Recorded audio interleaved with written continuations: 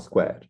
So very often we want to know how well our fitted model can explain the variation in the dependent variable y when we run an OLS regression. And the tool that we use to do that is the coefficient of determination, also known as the R squared. And basically what this will allow us to do is to calculate the percentage of the variation in y that is explained via our model. So the formula for R squared is as follows, is the sum between I is equal to 1 to n of yi hat, so the predicted value of y, minus y bar, the sample mean of y, the whole thing squared, divided by the sum between I is equal to 1 and n of yi minus y bar, the whole thing squared. So what can we say about the coefficient of determination, or R squared? Well, first of all, it varies from 0 to 1. And the higher the R squared, the better the model is at explaining the variation in y. So if we have a R squared of 0.8, it means that 80% of the variation in y can be explained by our model. Now, it's important to realize that when we say this, we don't mean that it is in a causal sense, okay? It's not 80% of the variation in y can be explained causally by our model, but it means that in terms of prediction, we can get a relatively good prediction. For example, if the R squared is high. On the other hand, if the R squared is very low, then that would mean that our model is not very good at predicting y.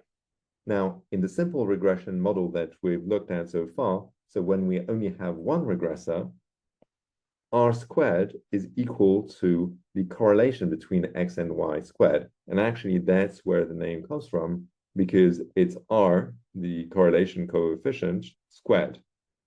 Now, what would happen if x is fully uncorrelated with y and we regress y on x? Well, we know that b is equal to the covariance between x and y divided by the variance of y. And we saw in the last video that it's also equal to the correlation between x and y times the standard deviation of y divided by the standard deviation of x. It's just a different way of expressing that. But if x and y are uncorrelated, that means that the correlation between x and y is equal to 0. Okay, so that means that b will necessarily be equal to 0. Now, and that means that a, which is equal to y bar minus b times x bar, will just be equal to y bar. So my predicted value for y, which is a plus b times xi, will just be y bar. So if x and y are uncorrelated, my best prediction for y is just the average for my y variable. And the R squared will be 0 because my predicted value for y is just y bar.